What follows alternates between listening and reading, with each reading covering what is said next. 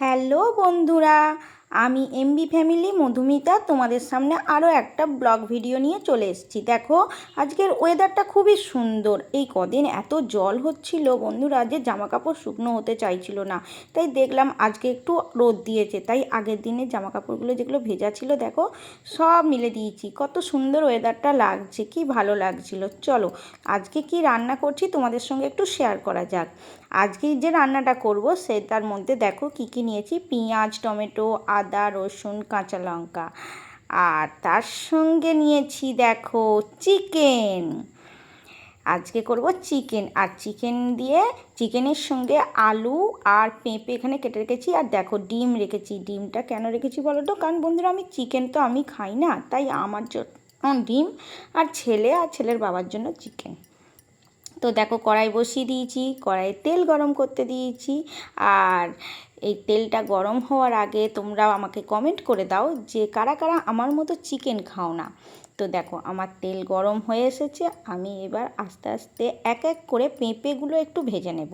দেখো গরম তেলে পেঁপেগুলো দিয়ে দিয়েছি, এক এক করে আস্তে আস্তে ছেড়ে আস্তে আস্তে ভাজতে থাকবো। আর কি বলো তো বন্ধুরা, পেঁপে দিয়ে একটু চিকেন করলে না বেশ, পেঁপে আলু দিয়ে ঝোল করলে হবে না, ঝোল করলে কিন্তু খুব একটা চিকেন ভালো হয় না। একটু গা মাখা বা গা মাখা একটু যদি চিকেনটা করা হয় না, খেতে কিন্তু বন্ধুরা সুন্দরই হয়। তোমরা যারা যারা এখনও করোনি পেঁপে দিয়ে, তোমরা আমার মতো একটু পেঁপে দিয়ে করে দেখবে, আশা করছি তোমাদের ভালো লাগবে। তো দেখো আমার পেঁপেগুলো হালকা ভাজা হয়েও গেছে, কিন্তু তার আগে জানো তো আমি পেঁপেগুলো একটা সিটি মেরে নিয়েছিলাম, তার ফলে পেঁপেগুলো আমার গলে যায়নি। তাই আমি আর এক্সট্রা কোনো তেল নিলাম না, সেই পেঁপের তেলগুলোতেই আমি আলুটা এবার আস্তে আস্তে ভেজে নেব। পেঁপেগুলো তুলে রেখেছি, এবার আস্তে আস্তে আলুগুলো ভেজে নেব। দেখো আলুগুলো ভাজতে দিয়ে দিয়েছি, আলুগুলো ভাজা হচ্ছে। আর চলো তারপর দেখা যাক এরপরে কি কি করি। তো বলো তোমরা কে কে চিকেন খাও না, সেগুলো আমাকে একটু কমেন্টে করে দাও। আর যারা যারা এই রেসিপিটা ভালো লাগবে তারা লাইক কমেন্ট শেয়ার করে দিও। দেখো আমি আলুগুলো কিন্তু লাল লাল করে ভেজে ফেলেছি, এবার আলুগুলো আমি তুলে নেব। এরপরে একে একে কি কি পরিমাণ মশলা দিচ্ছি তোমরা একটু দেখে নাও। কিন্তু যারা আগে চ্যানেলটায় আমার নতুন হয়ে আছো তারা চ্যানেলটা সাবস্ক্রাইব করে পাশে থেকো বন্ধুরা।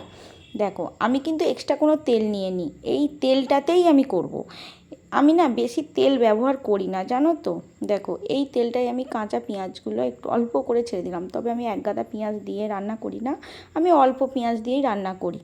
তো দেখো এই পেঁয়াজটা দিয়ে আমি ভাজা ভাজা করে নিচ্ছি। পেঁয়াজটা প্রথমে একটু ব্রাউন কালারের ভাজা ভাজা করে নিতে হবে। আমার দেখো অলরেডি ব্রাউন কালারের চলে এসছে। হ্যাঁ, এরপরে এর মধ্যে আমি এবার এক এক করে সব উপকরণগুলো দিয়ে দেবো। এবার দিয়ে দিলাম টমেটো। অনেকে কি করে বলো তো বন্ধুরা, টমেটো আর পেঁয়াজ একসঙ্গে দেয়, আমি কিন্তু তা দিই না। আমি পেঁয়াজটা একটু হালকা বাদামি কালারের ভেজে নিই, ভেজে নেওয়ার পর আমি টমেটোটা দিয়ে একটু ওপর দিয়ে তোমার হয়তো নুন ছড়িয়ে দিলাম, দিয়ে চাপা দিয়ে দিই। দেখো নুনটা আমি ছড়িয়ে দিলাম কেন বলো তো, যাতে পেঁয়াজ আর টমেটো একসঙ্গে ভালোভাবে গলে যায়।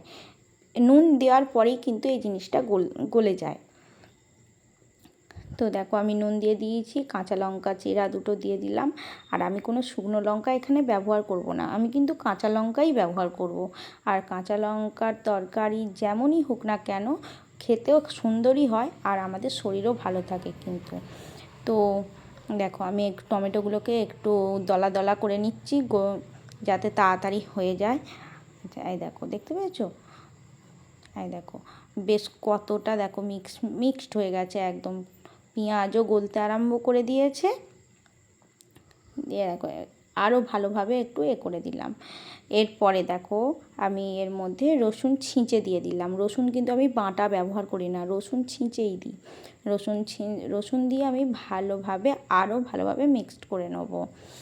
তো তোমরা কী রান্না করছো সেগুলো আমাকে একটু শেয়ার করো, আমারও ভালো লাগবে দেখতে। নতুন নতুন কোনো রেসিপি যদি তোমরা করো আমিও দেখব, দেখে সেটাও ট্রাই করব। আর তোমরা আমারও এই রেসিপিটা দেখে ট্রাই করো, যদি ভালো লেগে থাকে লাইক কমেন্ট শেয়ার তো করবেই। দেখো তার মধ্যে আমি একটু তরকারিতে মানে চিকেনের যে কোনো তরকারিতে একটু টেস্ট হওয়ার জন্য আমি একটু চিনি দিয়ে দিলাম। চিনি দিলে কি বলতো, এক গাদা বেশি নয়, অল্প চিনি দিলে কি বলতো তরকারির টেস্টটা নয় দ্বিগুণ হয়ে যায়, খুব সুন্দর খেতে লাগে। অল্প একটু চিনি দিয়ে দিলাম। এরপরে দিয়ে দেব আমি আদা বাটা। দেখো একটু আদা বাটা দিয়ে দিলাম, দিয়ে ভালো করে মশলাটা আমি এবার কষতে থাকবো। অনেকক্ষণ ধরেই মশলাটা আমি একটু কষবো, যাতে মশলার গন্ধটা যতক্ষণ না তোমার বেরিয়ে আসছে, এবার তেল ছাড়তে আরম্ভ করছে। দেখো আমি ভালোভাবে মশলাটাকে কষিয়ে নিয়েছি। দেখো দেখো তেলগুলোটা দেখতে পাচ্ছ, তেল ছেড়ে যাচ্ছে। কিন্তু এবার আমি এর মধ্যে ব্যবহার করব একটু লাল রঙের কাশ্মীরি মশলা। কাশ্মীরি লাল রঙের মশলাটা ব্যবহার করলে কী বলতো, দেখতে খুব সুন্দর হয়। হ্যাঁ, লাল রঙের পুরো একদম গাঢ় গাঢ় ঝোল, ও গরম ভাতে জাস্ট জমে যাবে বন্ধুরা। এর মধ্যে আমি একটু হলুদ ব্যবহার করে নিলাম। গুঁড়ো লঙ্কা কিন্তু নয়, ওটা একটু রং হওয়ার জন্য কাশ্মীরি লঙ্কা দিয়ে এর মধ্যে একটু জিরেও দিয়ে দেব।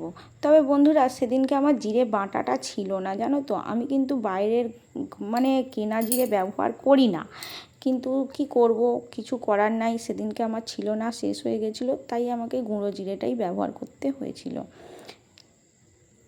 তো ভালো করে মশলাটা আমি কষিয়ে নিলাম। কষিয়ে নেওয়ার পর দেখো পুরো একদম শুকনো শুকনো করে নিচ্ছি একবারে। দেখো তেল পুরো একদম গায়ে গায়ে লেগে যাচ্ছে, দেখতে পেয়েছো? আর কালারটা দেখো কত সুন্দর হয়েছে। এবার আমি একটু এর মধ্যে জল দিয়ে ভালোভাবে ফুটিয়ে নেব মশলাটাকে, যাতে কোনো রকম মশলার কাঁচা গন্ধ যাতে না ছাড়ে। তো ভালো করে মশলাটা আমি ভালো করে দেখো ফুটতে আরম্ভ করেছে। আমি ভালোভাবে উপরে দেখো তেল কিন্তু ভাসছে, কারণ মশলাটা কষা হয়ে গেলে তেল ওপর দিকে ভেসে উঠে পড়ছে, দেখতে পেয়েছো? দেখো কত সুন্দর লাগছে কালারটা। এর মধ্যে এবার আমি আস্তে আস্তে চিকেনগুলো দিয়ে দেবো। সেদিনকে চিকেন খুব একটা বেশি ছিল না, অল্প করেই আনতে বলেছিলাম, কারণ যেহেতু বর আর ছেলে খাবে।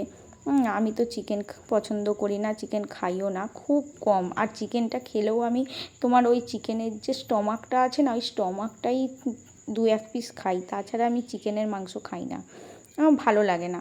দিয়ে ভালোভাবে দেখো আমি এর মধ্যে কষিয়ে নিচ্ছি। দেখো ফুটতে আরম্ভ। আর সেদিনকে চিকেনগুলো খুব সুন্দর ছিল বন্ধুরা, তো তোমরা দেখেই বুঝতে পারছো চিকেনের পিসগুলো এত সুন্দর, মানে এই চিকেনের এই নরম নরম পিসগুলো না খেতে সুন্দর হয়।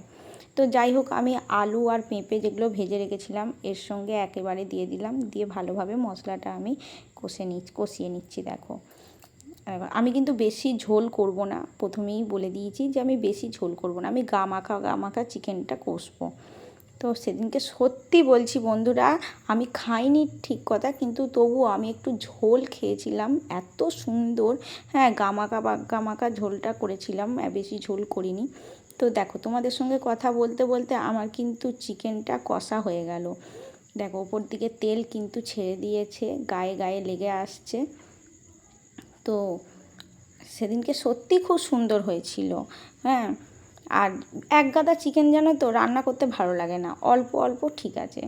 তো দেখো একদম শুকনো শুকনো করে নিয়েছি, দিয়ে আমি এর মধ্যে আর একটু জল দেব, নালে ভাতের সঙ্গে খাবে তো বন্ধুরা, ভাতের সঙ্গে খেলে দেখো তেল দেখেছো, এই দেখো তেল বেরিয়ে আসছে, দেখতে পেয়েছো? তো দেখো কত সুন্দর লাগছে দেখতে। আর একটু আমি জল দিয়ে দিলাম, জল দিয়ে এইবার ফুটে যাবে, ফুটিয়ে গেলেই আমি এক জিনিসটা নামিয়ে নেব। তো দেখো একটু গা মাখা করে নিলাম। তো তোমাদের কেমন লাগছে বলো এটা? হ্যাঁ, তোমরা কারা কারা ঝোল পছন্দ করো আর কারা কারা গা মাখা পছন্দ করো, সেটাও আমাকে একটুখানি কমেন্টে জানিও। তো দেখো আমি একটু চাপা দিয়ে দিলাম, চাপা দেওয়ার পর 10 মিনিট পরে এসে দেখছি একদম চিকেনটা রেডি হয়ে গেছে, চিকেনটা সেদ্ধও হয়ে গেছে। তো এত সুন্দর গন্ধ বেরোচ্ছিল, নিজে রান্না করছি বলে নয় বন্ধুরা, সত্যি খুব সুন্দর হচ্ছিল। তো তোমরাও এভাবে করে দেখো আমার মতো, আশা করছি ভালো লাগবে। আর কি বলবো, তো আমার এখানে রান্নাটা কমপ্লিট হয়ে গেল। আর যারা যারা আমার চ্যানেলটাকে সাবস্ক্রাইব নতুন নতুন যারা আছো তারা সাবস্ক্রাইব করে পাশে থেকো। তো লাইক কমেন্ট করে দিও, শেয়ার করে দিও বেশি বেশি করে। তো লাস্টে আমি একটু গরম মশলা দেবো, দেখো শাহি গরম মশলাটা না দিলে না বেশ ভালো লাগে না, চিকেন তো দেখো শাহি গরম মশলাটা দিয়ে ভালোভাবে আমি মিক্সড করে নিলাম। দেখো কি সুন্দর লাগছে। তো রান্নাটা আমার এখানেই রেডি হয়ে গেল। এই দেখো আমি নামিয়ে নিয়েছি। তো চলো টাটা, বাই বাই, ভালো থেকো, সুস্থ থেকো। আর নতুন নতুন রেসিপি নিয়ে আমি আবার তোমাদের কাছে আসবো, আবার নতুন কোনো ব্লগ ভিডিও নিয়ে আসবো। টাটা।